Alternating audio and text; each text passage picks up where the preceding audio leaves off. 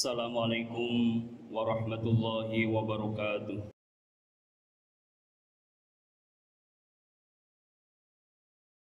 Alhamdulillah. Alhamdulillahilladzi anzalal Qur'ana ila sayyidina Muhammadin kamilil insan. Asyhadu an la ilaha illallah al-karimul mannan. Wa asyhadu anna sayyidana wa habibana wa Muhammadan abduhu wa rasuluhu sayyidu waladi adnan. Allahumma salli wa sallim wa barik ala sayyidina Muhammadin wa ala alihi wa ashabi ajmain, amma ba'du. Fa ya ayyuhal hadirun ittaqullah kama qala ta'ala fi kitabil karim, ya ayyuhalladzina amanu taqullaha haqqa tuqatih wa la tamutunna illa wa antum muslimun. Wa qala aidan fi ayatil ukhra, alif lam mim, dzalikal kitabu la raiba fi hudal lil muttaqin. Hadirin jemaah salat Jumat yang dimuliakan Allah Subhanahu wa taala. Awalan marilah kita sama-sama untuk senantiasa meningkatkan iman dan takwa kita kepada Allah Subhanahu wa taala. Dengan kita berkomitmen untuk senantiasa melaksanakan seluruh apa-apa yang dicintai, yang diridhoi, yang diperintahkan oleh Allah Subhanahu wa taala. Dan kita berjuang untuk memproteksi diri kita dari segala sesuatu yang tidak dicintai dan dilarang oleh Allah Subhanahu wa taala. Mudah-mudahan dengan cara seperti itu kita termasuk kelompok orang-orang yang mendapatkan kemuliaan dari Allah, mendapatkan kedudukan yang mulia di sisi Allah, sebagaimana Allah menyatakan inna akramakum indallahi atqakum. Orang yang paling istimewa, orang yang paling mulia di hadapan Allah adalah mereka yang paling takwanya kepada Allah Subhanahu wa taala. Hadirin jemaah salat Jumat rahimakumullah. Sebagaimana kita maklumi bersama, ketahui bersama bahwa para penganut agama senantiasa memiliki kitab suci masing-masing. Umat Hindu memiliki kitab suci Weda, umat Buddha memiliki kitab suci Tripitaka, umat Nasrani memiliki kitab suci Injil, Konghucu memiliki Tao Te Ching, umat Majusi memiliki Zen Avesta. Begitu juga umat Islam memiliki kitab suci yang bernama Al-Quranul Karim. Al-Quranul Karim disebut dengan kitab suci karena memang bersih, suci dari interpretasi dan kontribusi manusia di dalam merumuskan teks-teks Al-Quran itu sendiri. Dikatakan suci karena tidak ada kontroversi ayat yang satu dengan ayat yang lainnya. Dikatakan suci karena Al-Quranul Karim yang merupakan firman Allah cocok untuk manusia, sejalan seirama dengan manusia, fitrah manusia. Al-Quran juga merupakan mukjizat terbesar Nabi Muhammad SAW sepanjang zaman. Setiap nabi, setiap rasul dibekali oleh Allah Subhanahu wa taala dengan mukjizat untuk menjadi bukti atas kebenaran dakwah yang mereka sampaikan kepada para umatnya. Mukjizat masing-masing setiap nabi dan rasul berbeda-beda sesuai dengan keadaan kaum yang menjadi objek dakwahnya bagi para nabi dan rasul tersebut. Nabi Musa alaihissalam Allah berikan mukjizat berupa tongkat yang bisa berubah menjadi ular besar. Nabi Musa alaihissalam diberikan kemampuan oleh Allah untuk memecah batu hingga memancarkan 12 mata sumber air. Nabi Musa alaihissalam pun diberikan kekuatan oleh Allah, kemampuan oleh Allah yang dengan tongkatnya itu bisa membelah lautan sehingga menjadi jalan yang terbentang untuk menuju ke seberang lautan. Begitu pula Nabi Daud alaihissalam diberikan mukjizat oleh Allah Subhanahu wa taala berupa kemampuan melunakkan besi yang dapat dipergunakan untuk membuat baju besi sebagai alat perang. Begitu juga Nabi Sulaiman alaihissalam diberikan mukjizat oleh Allah Subhanahu wa taala berupa angin yang bisa dijadikan sebagai kendaraan untuk sampainya kepada tujuan yang dia kendaki, tentu seizin Allah. Begitu juga Allah memberikan kemampuan kepada Nabi Sulaiman untuk berbicara memahami bahasa-bahasa hewan. Nabi Ibrahim alaihissalam pun diberikan mukjizat oleh Allah, yang diantaranya adalah selamatnya dari kobaran api yang membara. Nabi kita, Nabi besar Muhammad sallallahu alaihi wasallam pun demikian diberikan mukjizat oleh Allah sebagai bukti kebenaran dakwah yang disampaikannya. Di antara mukjizat yang diberikan oleh Allah kepada Nabi Muhammad sallallahu alaihi wasallam adalah Allah memperjalankan melalui peristiwa Isra dan Mi'raj yang ditempuh dengan satu malam, yang menurut akal pikiran kita tidak mungkin itu bisa tercapai. Allah pun memberikan mukjizat berupa kemampuan untuk membelah bulan. Lalu Allah pun memberikan kemampuan kepada beliau untuk mendengarkan tasbihnya, tahmidnya seluruh benda yang ada di langit dan di bumi, termasuk makanan yang ada di hadapannya, didengarkan oleh Rasulullah sallallahu alaihi wasallam. Dan yang tidak kalah pentingnya adalah Nabi Muhammad sallallahu alaihi wasallam diberikan mukjizat yang terbesar sepanjang masa, yaitu Al-Qur'anul Karim. Jika mukjizat-mukjizat yang lain sudah tidak bisa lagi dibuktikan pada saat ini, dan juga tidak bisa diikuti oleh umat-umat setianya sampai detik ini, tapi kehadiran Al-Quran bisa dirasakan bukan hanya oleh Rasulullah, bukan hanya oleh para sahabatnya, tetapi hingga umat hingga akhir zaman pun akan merasakan kehadiran keagungan Al-Quran itu sendiri. Sehingga Al-Quran menjadi mukjizat terbesarnya beliau. Kemukjizatan Al-Quran tetap abadi dan berkelanjutan meski Rasulullah SAW telah wafat. Tidak pernah berhenti menunjukkan kehebatannya, dan juga tidak pernah berhenti Al-Quran menunjukkan keagungannya, dan juga tidak pernah berhenti Al-Quran menunjukkan keajaiban sepanjang hidup manusia. Rasulullah SAW diberkati senjata yang paling utama, yaitu Al-Quranul Karim. Namun demikian, hikmah Al-Quran, keajaiban Al-Quran, keistimewaan Al-Quran, keberkahan Al-Quran, keagungan Al-Quran tidak akan bisa dirasakan oleh setiap insan, kecuali mereka yang telah mempersiapkan alat untuk mendalami Al-Quran itu sendiri. Al-Quran ibarat sebuah lautan, lautan yang dalam, penuh dengan syarat hikmah, penuh dengan intan permata, banyak ikan. Tapi seberapa besar kita akan mengambil manfaat dari lautan, sejauh kita menggunakan alat yang bisa memanfaatkan lautan itu sendiri. Jika kita membawa pancingan, paling banter kita mendapatkan satu ikan. Jika kita menggunakan teknologi yang lebih canggih, maka sebesar itu pula manfaat yang kita dapatkan dari lautan. Begitulah Al-Quranul Karim yang agung, akan dirasakan keagungannya oleh setiap jiwa umat Islam, akan dirasakan keajaibannya oleh setiap umat Islam, akan dinikmati keberkahannya oleh setiap umat Islam, jika umat Islam memiliki seperangkat alat untuk mendalami Al-Quranul Karim itu. Wajar kalau di kalangan para sahabat satu ayat pun tidak pernah habis sepanjang malam, sampai mereka sampai pingsan. Di antara mereka bahkan sampai ada yang wafat, keasyikan bertemu dengan Al-Quran walaupun hanya satu ayat saja. Ketika kita hanya mendekati Al-Quran dengan tahsin Quran, itu bagus, tapi belum cukup. Terkadang perlu ilmu lain, perlu bantuan yang namanya ilmu arud, perlu bantuan yang namanya ilmu alat, perlu bantuan yang namanya ilmu sorof. Itu cukup, belum cukup untuk mendalami Al-Quran. Perlu bantuan yang namanya ilmu badai, perlu bantuan yang namanya ilmu bayan, perlu bantuan yang namanya ilmu ma'ani. Pasti banyak ilmu yang akan kita gunakan sebagai perangkat, sebagai alat untuk mendalami, menggali hikmah yang terdapat di dalam kandungan Al-Quranul Karim itu. Kita lihat sejauh mana keajaiban Al-Quran dalam merubah masyarakat di era Rasulullah SAW dengan kedahsyatannya Al-Quranul Karim ini. Pada saat Rasulullah SAW diutus, bagaimana kondisi masyarakat? Belum baik. Kita lihat dari fenomena aspek politik dan kepemerintahan, di mana pada saat Rasulullah SAW diutus, manusia terjerembab dalam rawa-rawa perbudakan. Kekuatan super power dunia, Imperium Rusia, Imperium Persia, di mana mereka berlomba-lomba memerangi, menaklukkan dan menjajah bangsa-bangsa lain di dunia.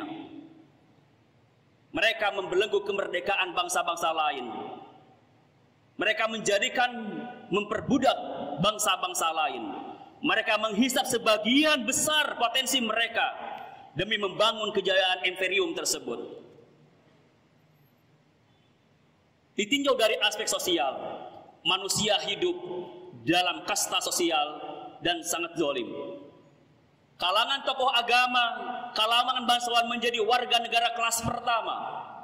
Kalangan agama, kalangan bangsawan menjadi kasta tertinggi, di mereka memiliki kewenangan untuk menghina, untuk merendahkan kasta terendah kaum kelompok para petani dan buruh. Mereka menikmati pelayanan kesehatan, mereka menikmati pelayanan pendidikan terbaiknya, mereka pun menikmati jaminan penghidupan yang mewah. Sementara para petani, para buruh sangat tertindas. Dari aspek moral, bagaimana kebobrokan akhlak melanda hampir semua bangsa pada saat itu. Pelacuran, perzinahan, minuman keras, perjudian, mengundi nasib dianggap suatu hal yang biasa, dianggap menjadi hal yang legal. Perampokan dan pencurian dianggap menjadi sumber mata pencaharian. Pembunuhan terjadi di mana-mana walaupun diawali dengan hal yang sepele. Itulah kondisi gambaran umum masyarakat pada saat Rasulullah SAW diutus. Pada saat itulah hidup di bawah kemurkaan Allah Subhanahu wa taala yang dikenal dengan disebut dengan kelamin jahiliyah. Rasulullah SAW menceritakan hal ini dalam yang diriwayatkan oleh Imam Muslim dalam hadis 2860. Wa innallaha nadhara ila ahli ardi. Sungguhnya Allah Subhanahu wa taala memandang penduduk bumi pada saat itu. Famaqatahum arabahum wa ajamahum. Allah memurkai orang Arab dan Allah pun memurkai orang-orang selain Arab. Illa baqaya min ahlil kitab, kecuali sisa-sisa di antara mereka, yaitu mereka yang masih berpegang teguh pada ajaran nabi-nabi mereka. Mereka berpegang teguh pada ajaran rasul-rasul mereka. Itulah yang diselamatkan oleh Allah dari kemurkaannya. Oleh karena itu, pada saat Rasulullah SAW telah diutus oleh Allah Subhanahu wa taala dengan senjatakan Al-Qur'anul Karim, pelan-pelan tapi pasti Rasulullah mulai menuntun umat manusia kepada jalan kebahagiaan dan keselamatan dengan mendakwahi dan memperbaiki kebobrokan total bangsa Arab pada saat itu. Rasulullah pun SAW pun juga membuka cakrawala pemikiran mereka dan melepaskan belenggu-belenggu yang menjunjung konsep hidup mereka. Yang berikutnya Rasulullah menggerakkan mereka, mengamalkan mereka, memperkenalkan kepada mereka tentang hakikat hidup dirinya, tentang hakikat Rabb sebagai Tuhan pencipta mereka, tentang hakikat yang menjadi tujuan utama hidup mereka.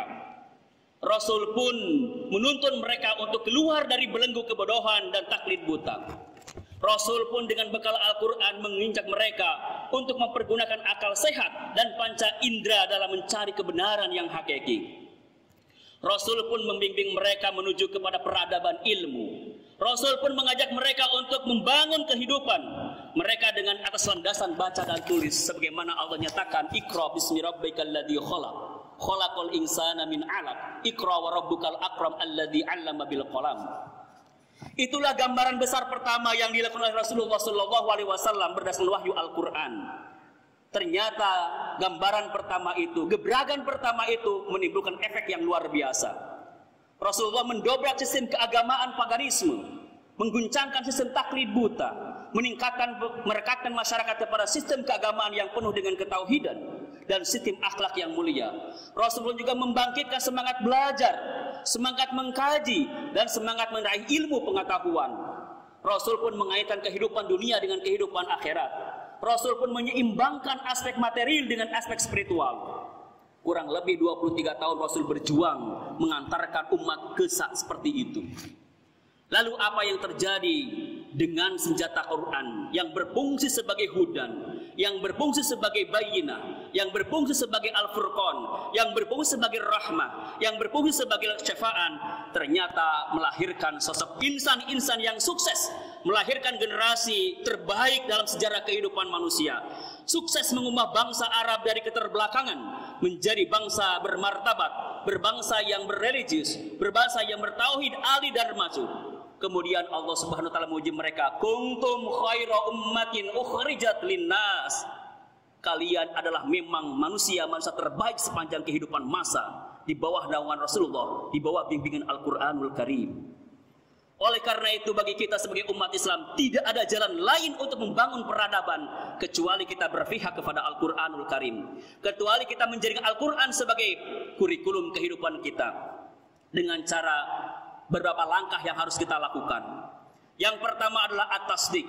Ayo kita sama-sama meningkatkan keimanan kembali, kuatkan iman kita, yakinkan kita bahwa Quran adalah kitabullah yang tidak ada keraguan di dalamnya, yang siap untuk apa? Membangun peradaban ini. Yakin seyakin-yakin, tidak boleh ada keraguan lagi.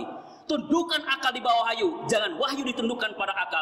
Sebab kalau wahyu ditundukkan di atas akal, maka akan besar kemungkinan akal mengotak-atik wahyu. Ini salah, itu benar, ini cocok, ini tidak cocok. Tapi begitu akal ditundukkan kepada wahyu, pasti ketika ada pertentangan dikoreksi itu akal. At-tasdik. Yang kedua adalah at-tilawah. Tidak cukup hanya sekedar meyakini, harus membaca lebih jauh lagi. Iqra'ul Qur'an fa innahu ya'ti yaumal qiyamati syafi'an li ashabi. Baca terus Al-Qur'an karena Qur'an satu-satu bacaan yang bisa menyelamatkan kita, memberikan pertolongan kepada kita di saat bacaan yang lain tidak akan memberikan pertolongan kepada kita. Iqra'ul Qur'an fa innahu ya'ti yaumal qiyamati syafi'an li ashabi. Cukuplah dengan baca? Tidak. At-tadabur, tahap berikutnya, mencoba mentadaburi dengan beberapa peralatan yang sudah sampaikan tadi. Cukup? Tidak. Apalagi at-tatbiq, mengamalkan ayat demi ayat. Dalam konteks ekonomi terapkan, dalam konteks politik kita implementasikan dan seluruh aspek kehidupan kita. Cukuplah dengan kita? Tidak. Perlu at-ta'lim, mengajarkan Al-Quran kepada sahabat, kerabat, seperjuangan kita. Cukup dengan kita? Tidak. At-tahfidz, kita hafalkan ayat demi ayat. Paling tidak kandungan setiap ayat dipahami oleh kita. Mengapa itu penting kita lakukan? Yang pertama, Rasulullah pernah berpesan kepada sahabat yang bernama Abu Hurairah. Ya Abu Hurairah, ta'allamul Qur'an wa 'allamahun nas. Belajarlah terus Al-Quran dan ajarkan Al-Quran kepada manusia. Wala tazalu kadzalika hatta yatikal maut. Jangan kau berhenti belajar Al-Quran, jangan kau berhenti mengajarkan Al-Quran hingga kematian menjemputmu. Ya Rasulullah, kenapa itu harus dilakukan? Fa innahu idza atakal maut, jika kalian maut itu sudah menghampirimu, jika maut sudah menjemputmu, wa anta kadzalika, dan kalian wahai Abu Hurairah, jika engkau seperti itu, wa kahajjat al malaikatu ila qabrika, maka malaikat akan menziarahi kuburanmu. Kama tahujul mu'minuna ila baitillahil haram, laksana orang-orang mukmin menziarahi Baitul Haram. Orang yang belajar Al-Quran, orang yang mengajarkan Al-Quran hingga kematian, maka Allah menjanjikan akan dikunjungi oleh malaikat kepada kuburan kita, seperti halnya orang mukmin mengunjungi Baitul Haram. Yang terakhir adalah mengapa itu harus kita lakukan? Sebab Rasulullah SAW pernah memprediksi keadaan umat manusia pada saat itu. Yaitu suatu ketika Rasulullah menyatakan di hadapan para sahabat, umat Islam laksana seperti halnya makanan yang ada di atas meja hidangan. Apa artinya? Maka akan terjadi umat Islam itu dikerubuti, umat Islam itu akan dikepung, umat Islam itu akan dihantarkan, umat Islam itu akan penuh dengan tekanan, umat Islam itu akan tercobak-cabik, baik masalah akidah, baik masalah akhlak, baik masalah identitas, sehingga kita menemukan di pasar, di tempat kerja, di jalan sulit menemukan mana muslim bahkan mana non muslim, mana mukmin mana bukan mukmin. Kenapa? Karena sudah tidak lagi orang mukmin menunjukkan identitas kemukminannya, orang muslim tidak lagi menunjukkan identitas kemuslimannya. Maka pada saat itu orang Islam akan merasakan seperti itu. Kemudian para sahabat bertanya, wahai Rasulullah, apakah jumlah kami pada saat itu sedikit? La, yauma ibal antum yauma idin katsir. Akan tetapi umat Islam pada saat itu cukup banyak. Tetapi banyaknya umat Islam melaksana buih yang ada di lautan, menggunung tinggi namun akan terhempas ke tepian. Ada tapi seolah tidak punya kekuatan dan tidak punya kualitas. Oleh karena itu, marilah kita sama-sama, semoga Allah Subhanahu wa taala menguatkan kita untuk meningkatkan kualitas kemusliman kita dengan terus meningkatkan interaksi kita dengan Al-Qur'anul Karim. Barakallahu li wa lakum fil Qur'anil azim wa nafa'ani wa iyyakum bima fihi minal ayati wa dzikril hakim wa taqabbal minni wa minkum tilawatahu fastaghfiru innahu wal ghafurur rahim.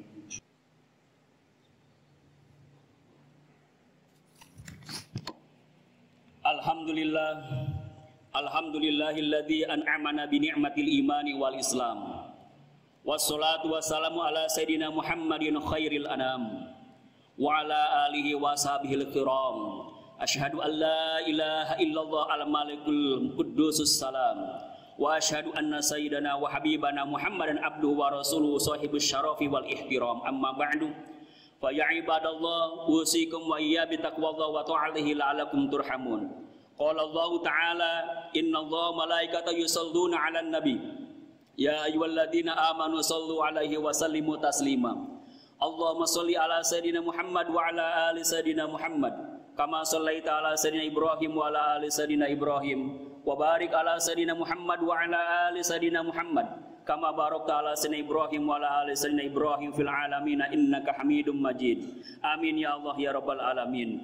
Allahumma warda 'anil khulafa'ir rasyidin wa sahabin nabiyyika ajmain wa tabi'ina wa tabi'it tabi'in wa tabi'im ila yaumiddin. Allahumma ighfir lil muslimina wal muslimat wal mu'minina wal mu'minat.